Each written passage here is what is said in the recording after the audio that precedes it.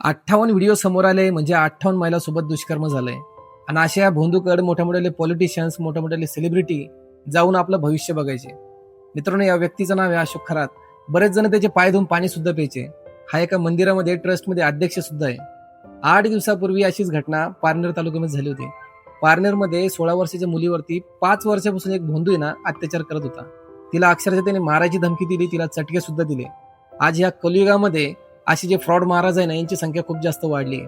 हे BMW गाड्यामध्ये फिरतात, की इतके मोठे सेलिब्रिटी बनलेले आहे ना, की त्याचं सांगायची सोय नाही. त्यामुळे मला प्रत्येकाला सांगायचं की आपला महाराष्ट्र ही संतांची भूमी आहे. या संतांच्या भूमीमध्ये संत तुकाराम महाराज, गाडगे महाराज असे संत होऊन गेले, जे आपल्याला खऱ्या गोष्टी सांगत होते. पण आजचे जे महाराज आहे ना, फक्त त्यांच्या फायद्यासाठी ना आज त्याच्या नावाखाली गरिबांना लुटत असतात.